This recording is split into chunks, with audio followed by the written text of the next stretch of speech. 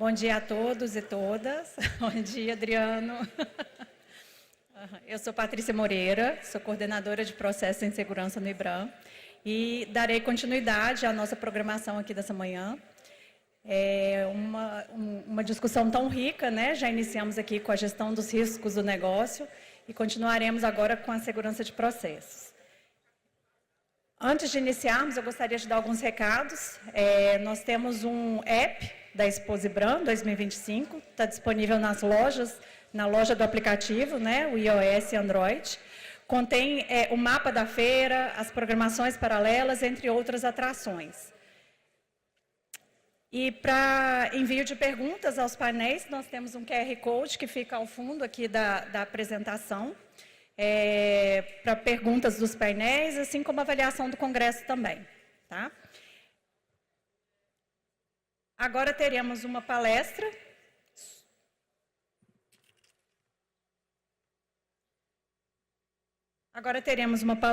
E gostaria de chamar aqui ao palco a Gilza Monteiro. Gilza é consultora.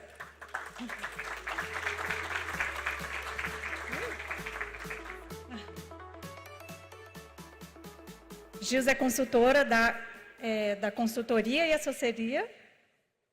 Gilza Monteiro, consultoria e assessoria, e falará para a gente sobre gestão de riscos e segurança de processos no setor mineral. Seja bem-vinda, Gilza. Bom painel. Pessoal, bom dia. Uma alegria enorme estar aqui hoje com vocês. Eu deixo registrado desde o início meu agradecimento ao IBRAM pelo convite que me permitiu estar aqui com vocês para falar sobre o tema de gestão de riscos e segurança de processo. E vai ser uma oportunidade incrível, né, de estar aqui dividindo um pouquinho com vocês. E o que eu vou procurar fazer ao longo desses 30 minutos é revisitar alguns grandes marcos de desenvolvimento desse tema na indústria onde eu venho atuando há mais de 20 anos, que é a indústria de óleo e gás. Então, a gente vai voltar um pouquinho na linha do tempo, verificar alguns grandes desenvolvimentos nesse tema, no sentido de trazer alguns insights valiosos e algumas reflexões necessárias para o setor mineral. Eu, inclusive, vou procurar fazer algumas conexões com os temas que foram debatidos aqui no painel que acabou de acontecer, que foi um painel excelente, falou sobre risco de negócio, e a gente vai fazer uma conexão entre o tema segurança de processo e risco do negócio também. Bom, para eu me apresentar rapidamente, como eu falei, eu estou há mais de 20 anos atuando na indústria de óleo e gás, né? Eu fui empregada da Petrobras durante aí praticamente esse tempo todo.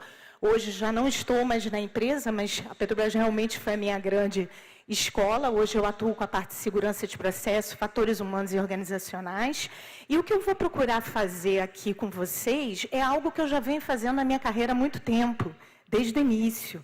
Desde muito cedo, atuando no óleo e gás, eu percebi que tinham outras indústrias que já estavam assim bem na frente no que se refere a abordagens de gerenciamento de riscos e aspectos humanos e de confiabilidade humana, que é a área nuclear. Então, toda a minha especialização foi feita no segmento nuclear e hoje, inclusive, tem sido uma alegria observar como várias abordagens já de décadas atrás da nuclear, a gente está hoje aplicando no óleo e gás, com toda a parte de fator humano e confiabilidade humana.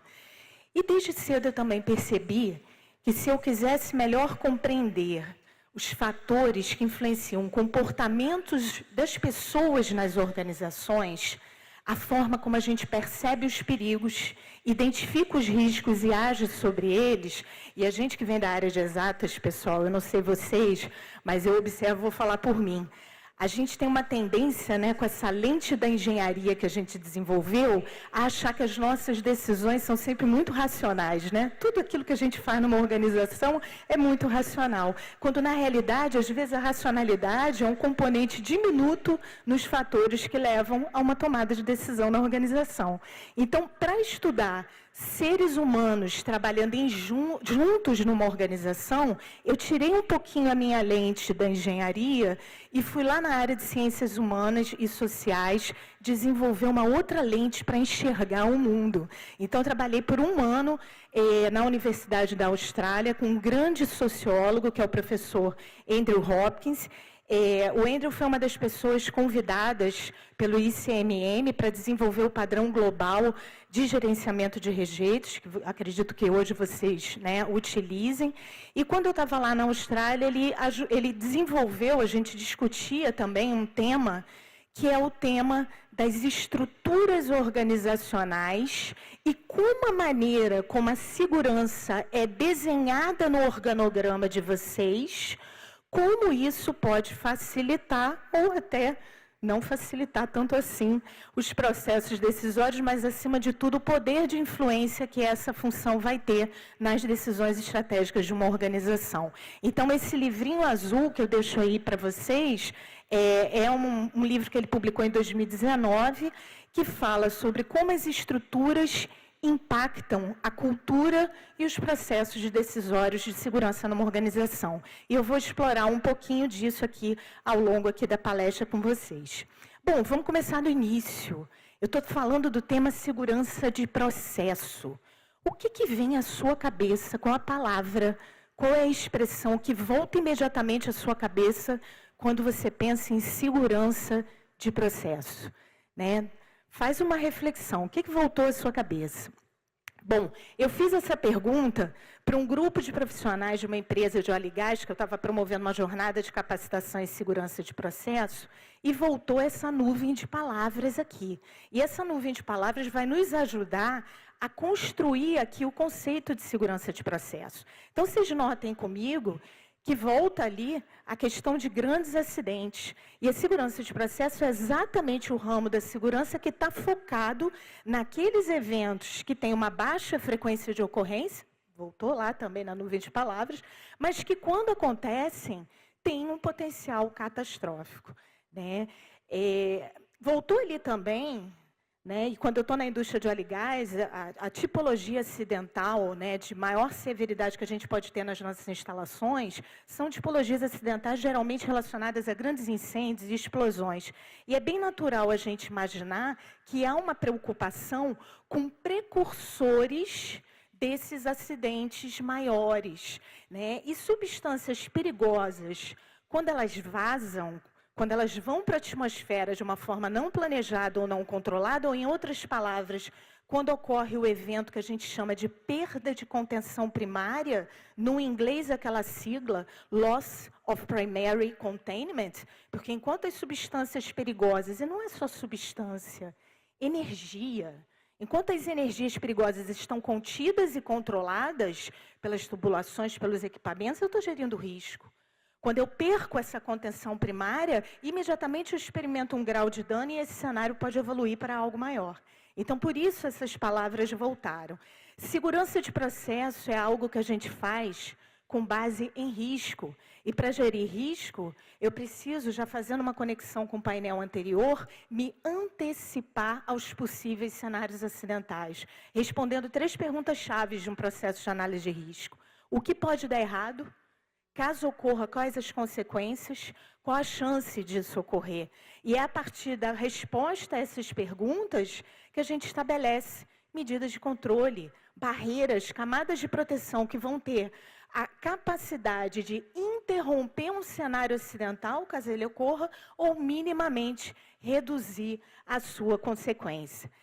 Essa nuvem de palavras nos ajuda, portanto, a entender o que é essa grande área que a gente chama de segurança de processo. Eu poderia resumir da seguinte forma: é o conjunto de esforços visados à prevenção, à resposta e à mitigação desses eventos de perda de contenção primária, de liberações não planejadas ou não controladas de substâncias ou energias perigosas. E nota comigo que bem pequenininho ali, e devia estar bem maior, apareceu ali continuidade do negócio. Porque não tenham dúvida, quando um evento dessa magnitude acontece, você tem ali é um evento disruptivo. Você vai imediatamente ter uma interrupção do teu negócio. Vidas serão afetadas, o meio ambiente será afetado. Na literatura, a gente chama esses grandes acidentes de acidentes maiores ou acidentes ampliados. Ampliados no espaço, porque eles afetam uma área muito maior do que aquela onde o evento teve início. Pensa numa ruptura de barragem. Você começa num ponto e daqui a pouco você tem uma área muito maior sendo afetada. Então, são eventos ampliados no espaço e ampliados no tempo. Gerações futuras, anos depois, as pessoas continuam vivendo as consequências daquele evento. Então, é algo muito sério, né, que quando a gente traz para uma discussão, e foi bom essa palestra ter vindo logo depois do painel de riscos de negócio, cada vez mais a gente precisa enxergar a gestão de segurança de processo baseada em risco como um pilar de sustentabilidade do nosso negócio. A sociedade cada vez mais vai nos cobrar da nossa capacidade de produzir na ausência desses acidentes. O investidor vai querer saber onde que ele está colocando o aporte dele, o dinheiro dele. Ele não vai querer colocar num ativo que gera um grande acidente como resultado. Então, são aspectos sobre os quais a gente precisa pensar e estruturar esse tema de uma maneira, dentro das organizações, para que ele possa ser visto, ele seja um ator ativo nos processos decisórios, nas decisões estratégicas da companhia. Como é que a gente aprendeu isso no Aligás, pessoal? Eu costumo dizer que a gente tem 2 caminhos, né? A gente aprende pelo amor ou pela dor, né? E o caminho, infelizmente, foi pela dor. Eu poderia estar voltando aqui na linha do tempo e revisitando grandes acidentes no Aligás. Resolvi pensar porque ele tem uma conexão muito forte com tudo aquilo que a gente está conversando, que foi um acidente que aconteceu em 2005, numa refinaria nos Estados Unidos. Foi um dos piores acidentes no refino. Esse acidente, ele provocou 15 fatalidades. Vocês veem uma foto do nível de destruição dessa planta.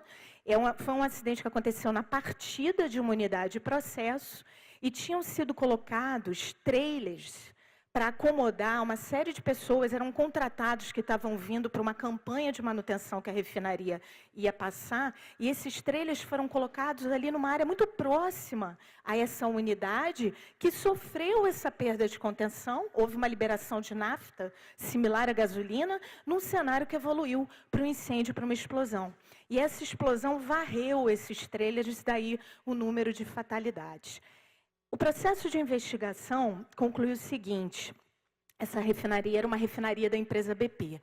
A excessiva dependência da empresa nas taxas de acidentes pessoais prejudicou sua percepção dos riscos de segurança de processo. E isso não era um privilégio só dessa companhia.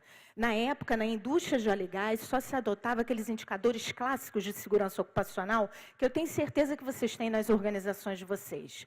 Taxa de acidente com e sem afastamento, taxa de gravidade, que são indicadores ótimos e necessários, mas eles acabam refletindo os seus esforços para cuidar de uma gama de eventos que são mais corriqueiros, que podem ter consequências elevadas de fatalidades, mas que geralmente não têm as características de um evento de processo, não têm o potencial de se espalhar e de gerar um resultado tão catastrófico. São indicadores clássicos da chamada segurança ocupacional.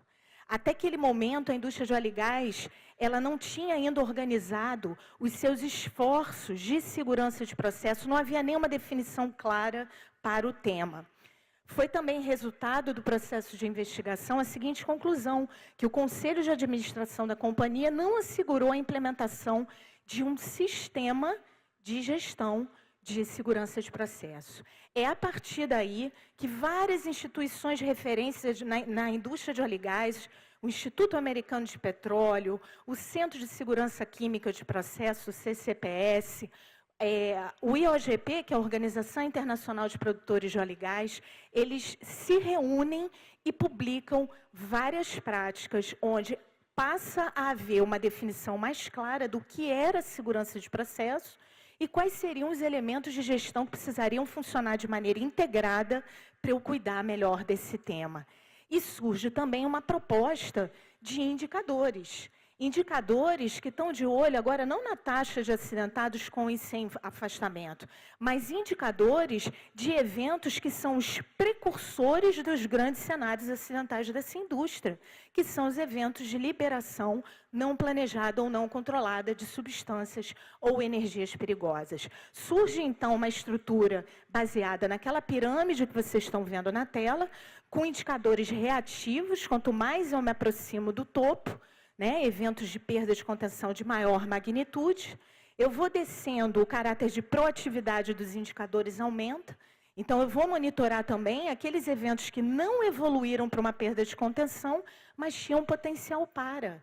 E só não evoluíram porque uma camada de proteção atuou com sucesso.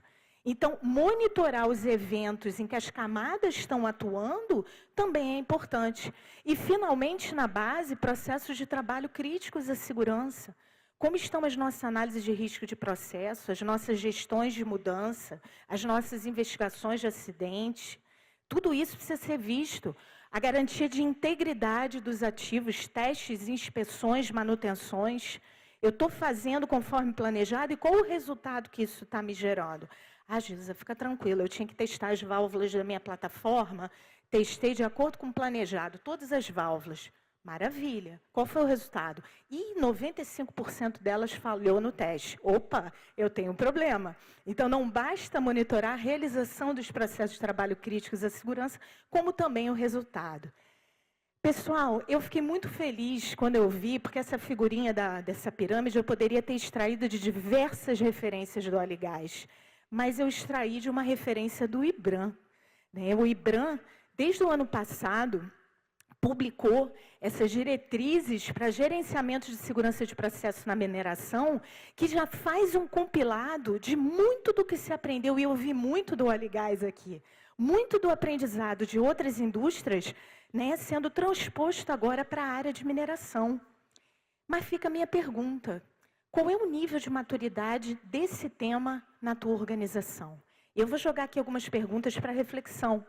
Será que o conceito de segurança de processo está sendo claramente compreendido por todos os níveis na tua organização? Já há um sistema de gestão que organize os esforços voltados a esse tema? E esse sistema de gestão, ele tem que olhar para o ciclo de vida de um empreendimento. Desde o nascedouro, quando está na fase de processo, até a fase de descomissionamento da unidade. No óleo e gás, a gente teve alguns acidentes bem complicados e severos na fase de descomissionamento, porque é um momento que o ativo já não está dando mais retorno financeiro, basicamente custo, você começa a desmobilizar a equipe e é ali naquele momento que o acidente acontece. Então, mesmo quando você está fechando, encerrando a operação, segurança de processo tem que estar lá com o seu sistema de gestão. Quais indicadores vocês usam?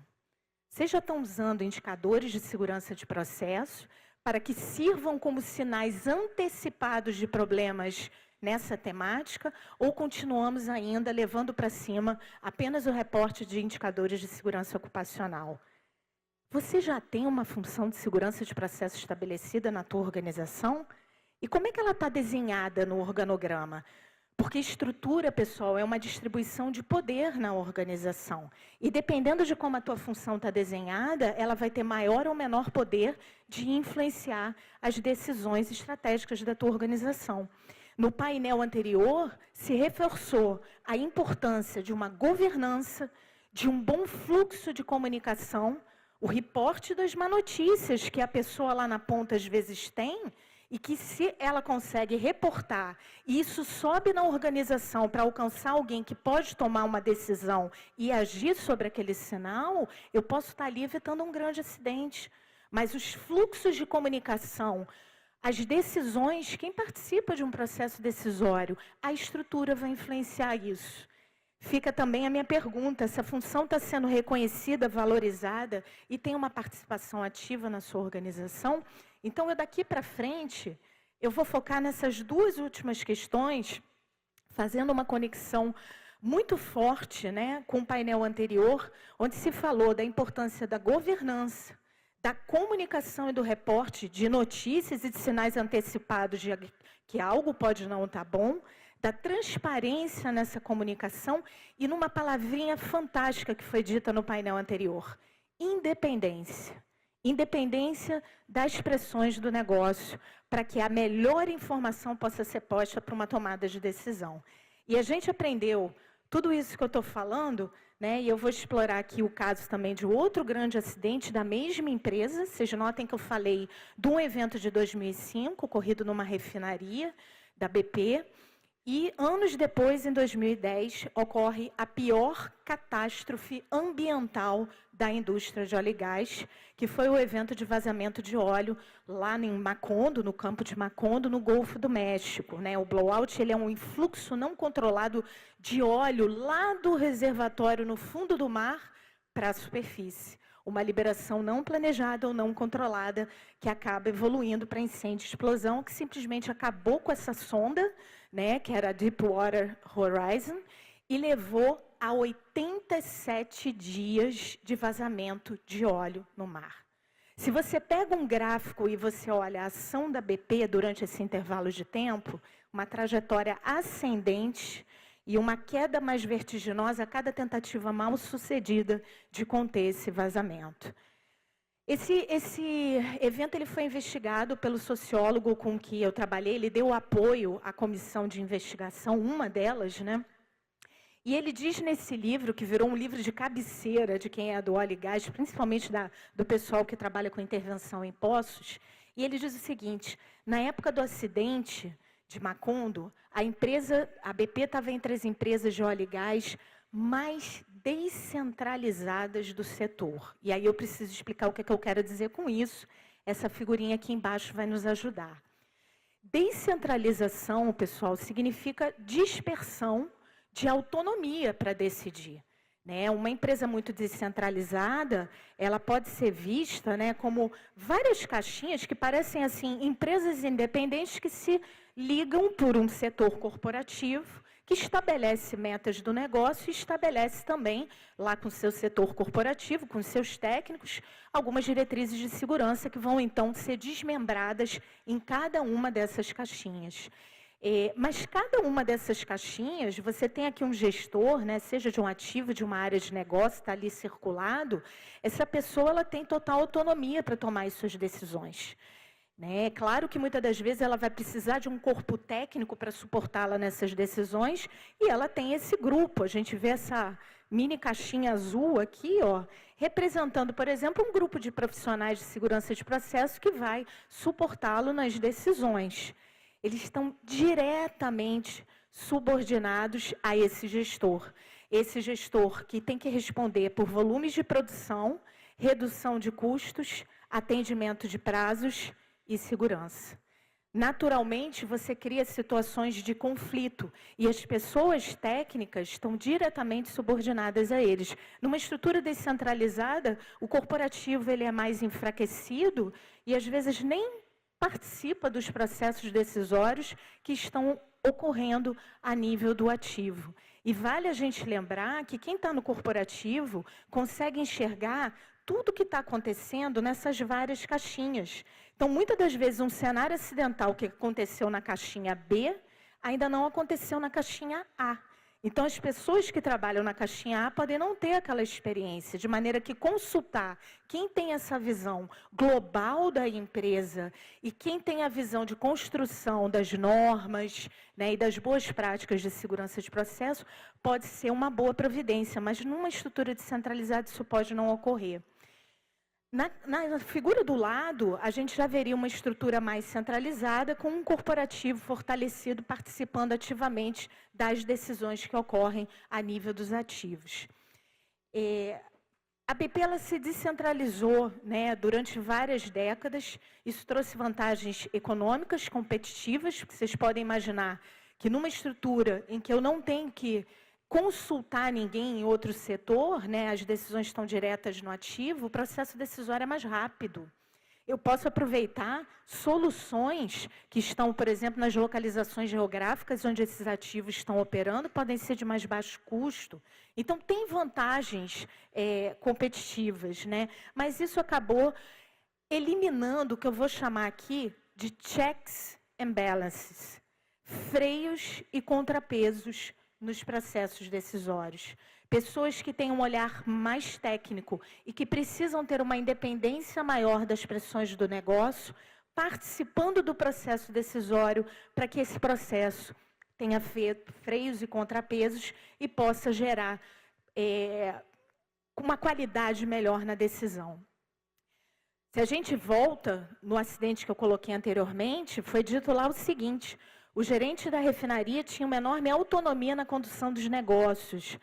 Algumas pessoas na empresa chamavam isso do ethos de empoderamento. E como dizia o próprio CEO, queremos que eles sejam empreendedores e não burocratas, fazendo exatamente o que lhes é mandado de cima. E foi assim que essa companhia foi acabando com os checks and balances nos processos decisórios.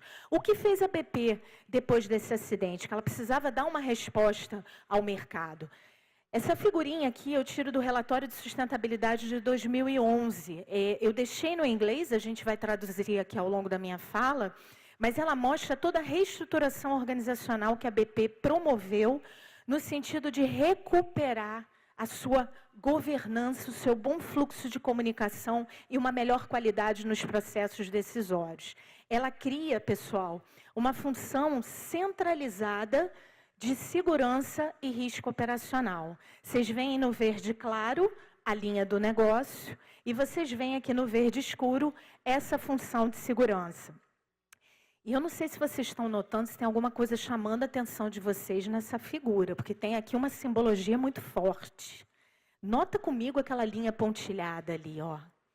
O que aquilo ali está fortalecendo? Qual a informação que aquilo ali está comunicando?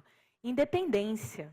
Então, falou-se muito no painel anterior sobre a importância de ter grupos independentes indo a campo e vendo o que está acontecendo. O que está acontecendo no ativo? E pessoas com a competência técnica e as habilidades não técnicas, porque elas vão precisar entender do que está acontecendo e comunicar aquilo para diversos públicos, e eu preciso dessa independência. A função está centralizada até o topo. Ela vai até o mesmo nível da área de negócio. Então, se a maior função na minha empresa é de diretor de exploração e produção, eu vou ter um diretor que vai cuidar da parte de segurança de processo. Então, a função de segurança de processo seria uma função de topo na organização. E a gente nota isso, quando tem um tema importante para a organização, imediatamente surge uma caixinha dentro do organograma e ele é posicionado lá em cima, se a organização vê valor para aquele tema. Onde está posicionada a segurança de processo na sua organização? Nota comigo também algo que foi falado no painel anterior. O profissional de segurança de processo, ele está lá no ativo. Ele está vivendo a realidade do ativo, que eu chamei ali de uma descentralização geográfica, porque senão essa função fica no mundo de Alice, no País das Maravilhas, sem a visão do que de fato está acontecendo em campo. E a gente precisa dessa pessoa lá. Essa pessoa está prestando serviços para esse ativo. Mas a linha de accountability, a linha de reporte dessa pessoa é para a função de segurança operacional e risco e não para o gestor da área de negócio. E essa pessoa tem o que a BP chamou e que vem sendo adotado em várias operadoras de óleo e gás, autoridade técnica. Autoridade significando poder legitimado na organização para interferir num processo decisório, caso isso seja necessário. Então, se essa pessoa percebe que uma decisão vai tirar o sistema e vai colocá-lo para fora do que seria um envelope seguro de operação, ela pode intervir ou escalar a decisão dentro da linha funcional.